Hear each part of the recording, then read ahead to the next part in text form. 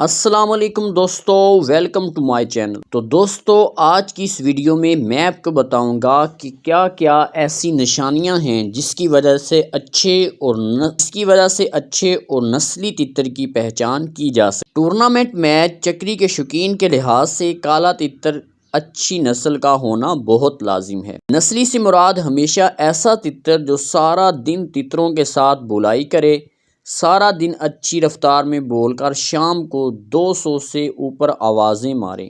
اچھے کالے تتر کی کچھ خاص نشانیاں اور چند خوبیاں ہوتی ہیں جس کی وجہ سے وہ دوسرے تتروں میں نمایاں نظر آتا ہے۔ جو تتر تتروں کے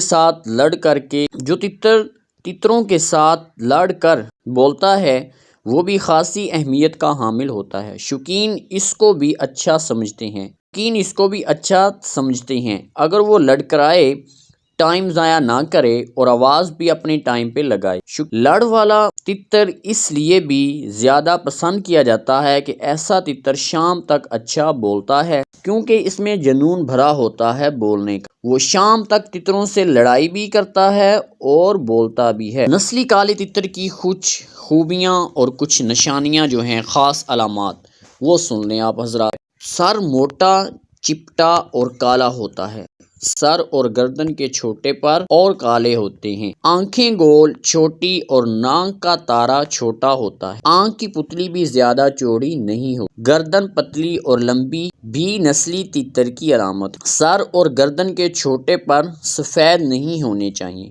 سرخ گانی چھوٹی یعنی گردن کی پچھلی جانب سے چوڑائی بالکل کم اور سرخ گانی گردن کی جانب سے بھی بالکل باریک اور سیاہ پروں سے ملی ہوتی ہے۔ کے رنگ میں ہوتا ہے، مطلب کچھ رنگ کا پیلا یا سفیدی مائل نہیں ہوتا بلکہ شوخ رنگ کا ہوتا ہے، چاہے شیدی بھی نہ ہو۔ پیشانی کی لکیریں باریک ہوتی ہیں۔ کمر کی لکیریں باریک ہونا بھی نسلی تتر کی علامت اور نشانی ہے۔ کمر کی لکیریں زیادہ موٹی نہیں ہونی چاہیے۔